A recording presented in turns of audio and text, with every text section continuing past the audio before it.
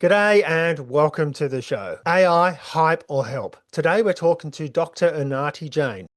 Dr. Jain is a friend of mine and a business owner.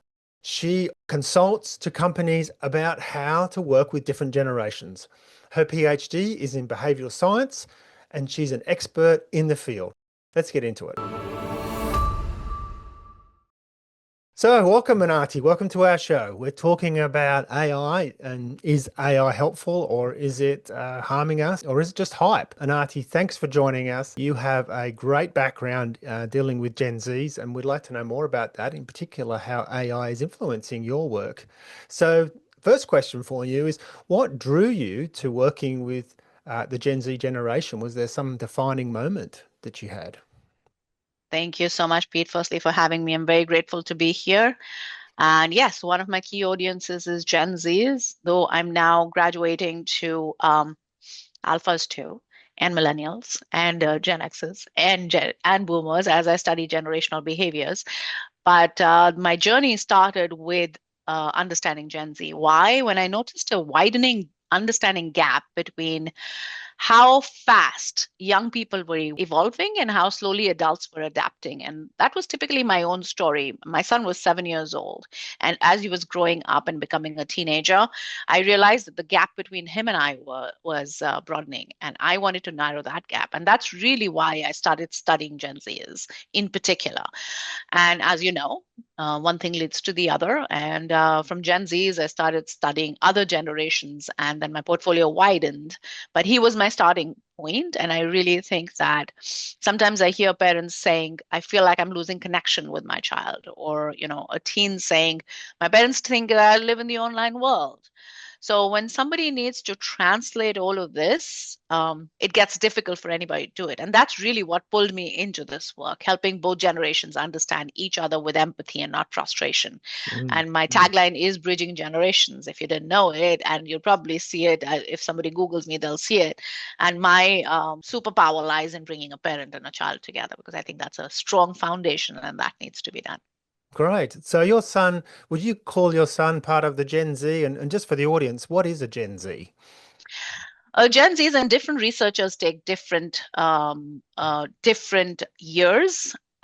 When I look at Gen Zs, I am looking at 2000, between 1998 to 2000 to 2010. And some researchers say 2012, some researchers say 2010. It really depends. And the one after that is now called the Alpha generation. So I typically take those years when I'm defining Gen Zs. Oh, okay. So I learned something new I didn't know about the Alpha generation. So tell us about your day. What's a day like you when you're not coaching, because you are a coach, and so you're obviously doing, that work, but what's a normal day look like for you when you're not actually coaching? So a normal day for me is surprisingly simple and intentional. It Mhm. starts with meditation, a little bit of journaling, and then I spend a few hours cooking for myself because I believe in eating healthy and I believe food fuels your mind. Hmm. I read a few emails and then I head to my yoga room, which is my happy space. I spend 2 hours doing yoga, hot yoga.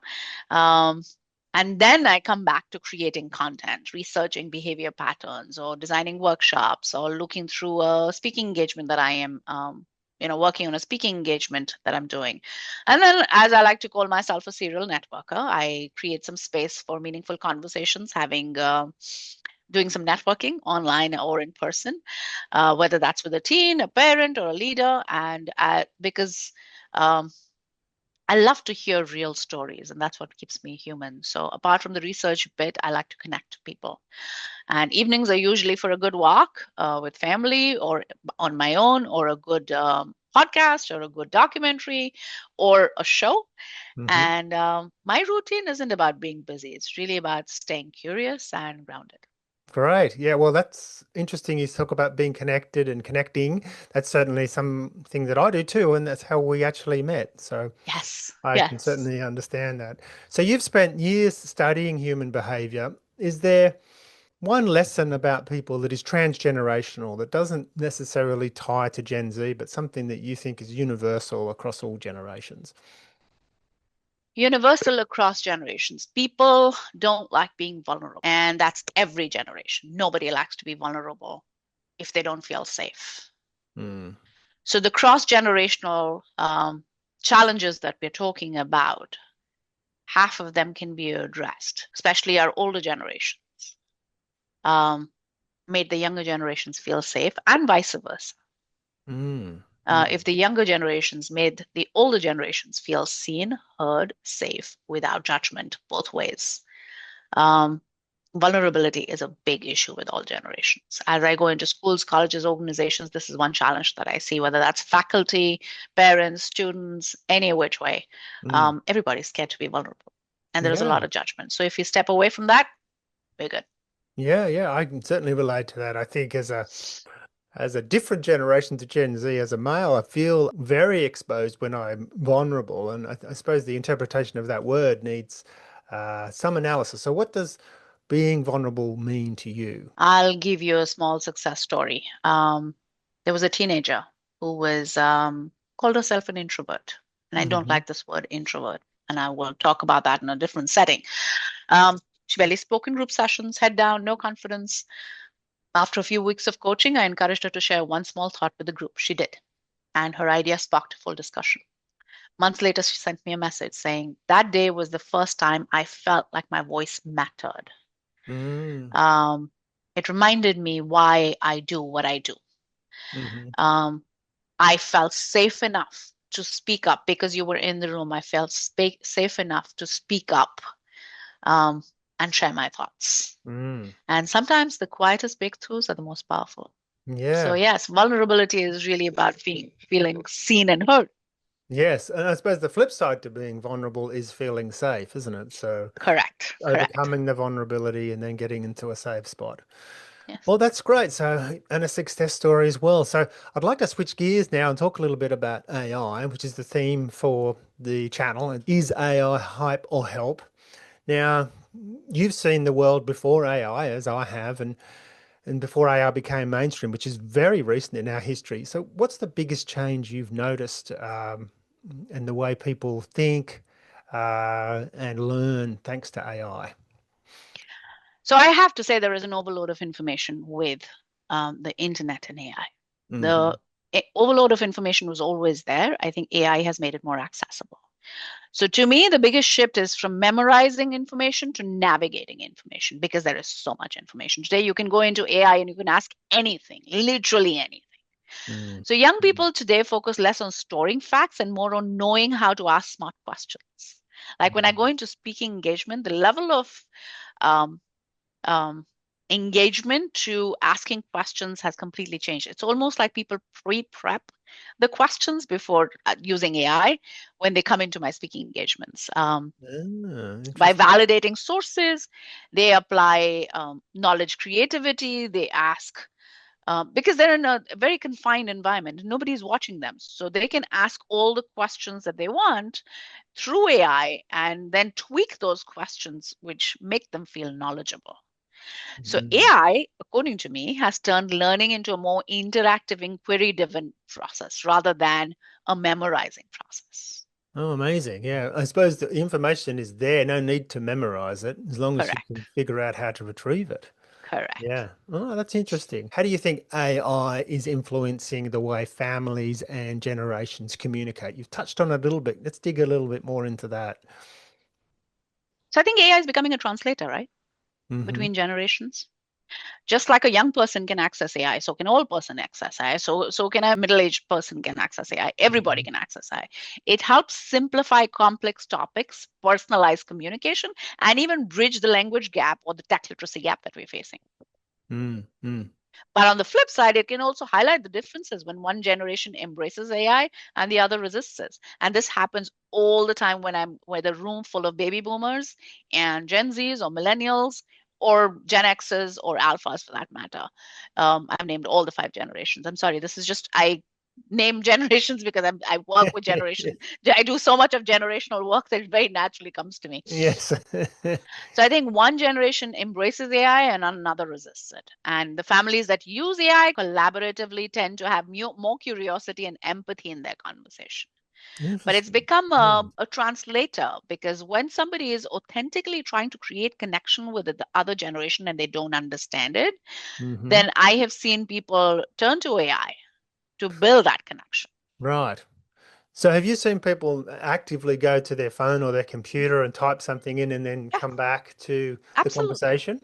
Absolutely. All the time. That's amazing. Yep. Wow. I've never thought to do that myself. I mean, I have to, certainly on a Zoom call or something like that, I might type in a technical question, but not actually mid-conversation.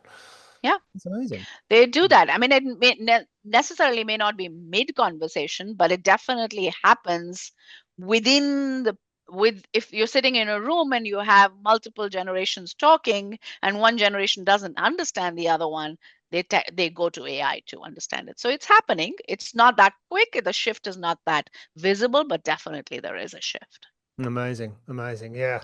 Well, I think communication is such a great, an important theme to being successful in life and enjoying life is successful in work and outside work. I'm a big proponent of that and constantly working on better communication all the time. But next question then might be like, have you seen AI changing people's lives in a way that they're not perhaps even realizing it? Is there something that's happening that emerges from this that they're not actively engaged or even realize that AI is behind it? I think personalization. And the other day I was having this conversation with somebody where we were discussing that you're being heard all the time, right? Whether that's the Alexa in your house, that's the Google in your house, or everything is being personalized based on what you're typing, what you're hearing, what you're seeing.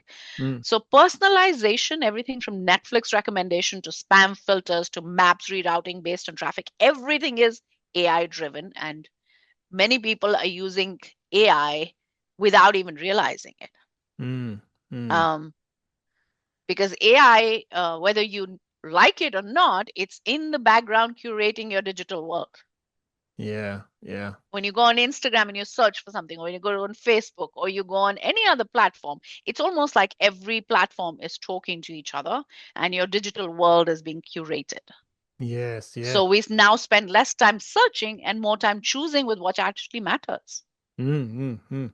So how do you, there was an article that I read last week about YouTube actually changing the content slightly to make it more appealing without the creators or the audience knowing about that. How do you feel about that? I think YouTube is a channel where everybody goes, right? The first Mm, thing when I don't know how to fix a scratch on my car, what do? I go on to YouTube. mm, So I think it's a great idea because it does help people find content more easily. hmm Um, what that I don't understand, I haven't heard of this before, so I don't understand the technicality of it. mm. But in my opinion, I think it's a great idea because now if YouTube is shifting their content to meet the audience's need um, in a more positive way, then it's helping people find content easily. Does that make Right. sense? Yeah, I think so. Yeah, I think they were trying to tweak the presentation to make it maybe just to smooth out the skin and change the voice slightly. Yeah, like it's caused some controversy because creators like to think their work is untouched and without their permission, it's being slightly tweaked. Um, yeah, so there was just some controversy around that. All right, so do you believe that AI has made people perhaps a little more dependent, especially the younger generation, on the quick answers? So, Oh, little yes. history that I have in this is I always remember asking my parents, what does so and so mean? What's the biggest aircraft? What's the biggest ship? Something like that, or something, and they'd say, "I'll go and look it up." And I'd have to go to the library, find a book through the Dewey Decimal System, open up the book. Well, it could take me all morning to find what the biggest ship was, whereas now I can do it in seconds. Do you think that's having an impact? I think it's both. Hmm So AI offers tools for reflection, like you have mood tracking, you have the Apple Watch, you have writing prompts, you have coaching style conversations. But the convenience of instant answers can also discourage deeper thinking. Now it's easier, right? It's just you have a question, you go, you type it out, you get the answer, you regurgitate that answer. Yeah. So the impact really depends on how intentionally we use it. Are we using it as a mirror for self growth, or are we using it as a shortcut? Yeah. Yeah. So It could go both ways. Like, for instance, I've just been invited to speak on, to do a keynote to a room full of faculty. It's a technology conference, and they're asking me to bring the human component of how AI is not going to take away people's jobs because they're so worried that AI is going to take away everything from them, that I have to bring in the human component of resilience and emotional growth and emotional regulation to ensure that people go out of a tech conference more um, human, with a human centric attitude, and assured that AI is in addition to their jobs and it's not going to take away their jobs. Yeah, So I yeah. think it can go both ways depending on who the personality is. No, that's a fair answer, I think. So, good and bad there. So, what about you? How do you personally use AI in your life? Is it making things easier for you? Is it making things better for you? I guess you can talk professionally and personally. So I don't use AI personally. I use AI with work primarily as a thinking partner, I have to say. Hmm. I use it to test ideas, find blind spots, pressure test strategies. Because what it does for me is it accelerates the brainstorming component and gives me multiple perspectives, Hmm. which leads to clearer decisions and more original work. And my talks are fairly quick. Like I keep a super busy schedule. So I am always on the move speaking somewhere. So I have to draft up talks, and I have to draft up content very quickly. So when somebody comes at me, which is something that I'm not familiar with, then I use it as a brainstorming tool, Hmm. and as a thinking partner. But in my personal life, I don't use AI, but I Okay. use it in my professional life, yes. Yes. Okay. So, do you think it makes you more capable as a professional? Would you say having it helps? Absolutely, without a doubt. I think the minute you start thinking it as an ally rather than, what's the opposite of ally? I don't know the word that I'm Enemy, looking maybe. for.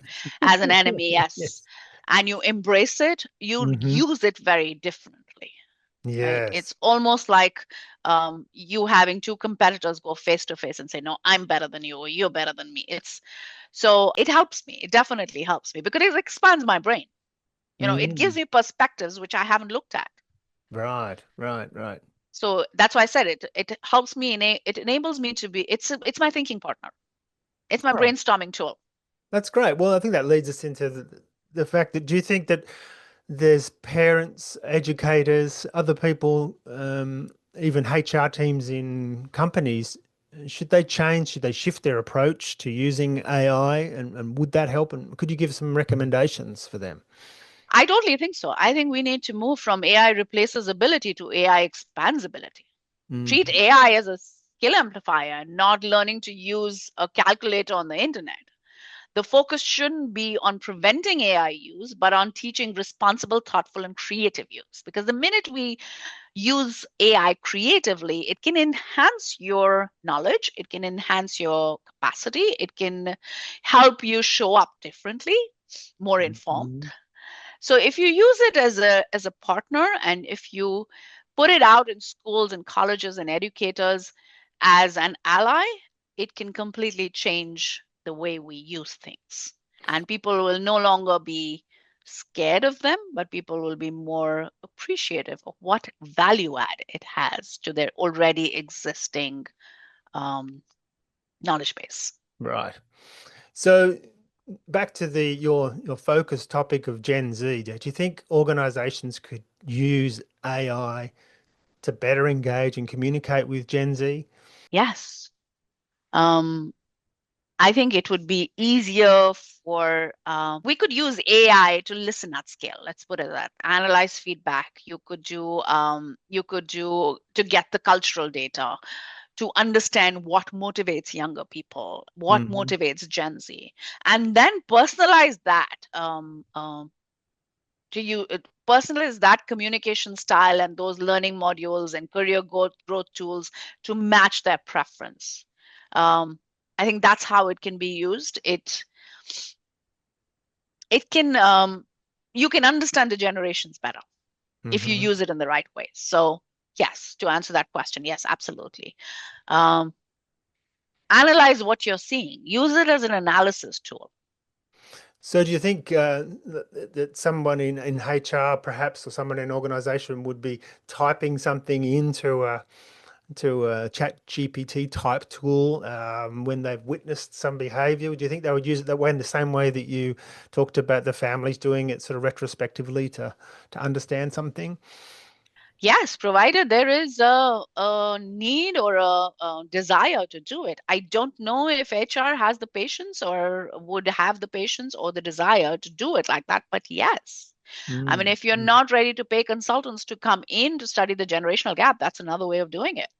Like mm. I go into organizations and I study generational gaps, and they hire me as a retainer to bridge the generational divide and work with people on empathy, emotional intelligence, and soft skills.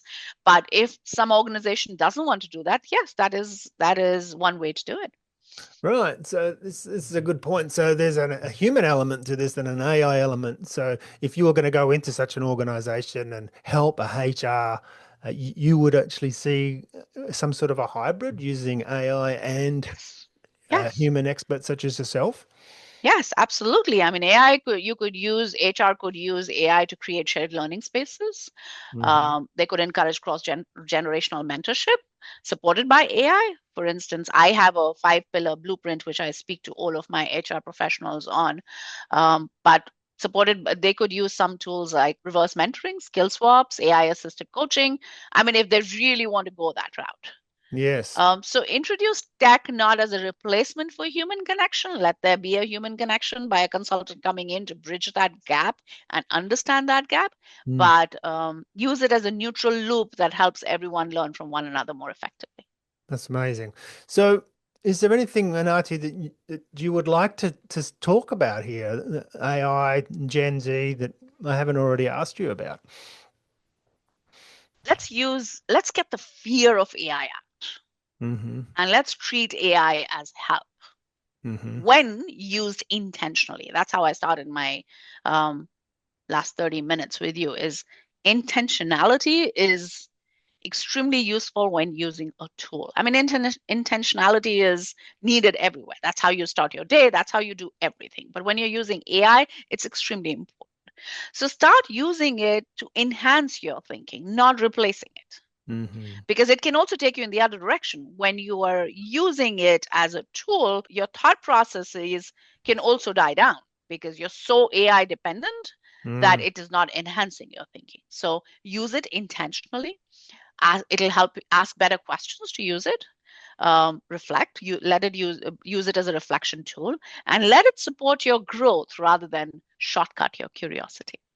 Is what I'm going to say. That's a great summary. Thank you. So we have one final question about the theme, which is, do you see AI is hype or help? Could you summarize that in about one sentence? What do you think? It's how you treat it, how you use it. It is definitely help to me. It's help, but it could be a hype to another generation. And I'm saying that in a generational context. So if used intentionally, it's help. Hmm. Otherwise, it's a hype. All right. Well, this has been an It depends absolute how you're pleasure. looking at it. Thank you, Dr. Unnatti Jain. It has been absolute pleasure. I wish you all the luck with your coaching work with Gen Zs, and I hope to see you again soon back on the podcast. All right. Thank you so much, Thank Peter. you. It was wonderful to be here. Thank you for having me. I Thank appreciate you. you. Thank you. Bye bye.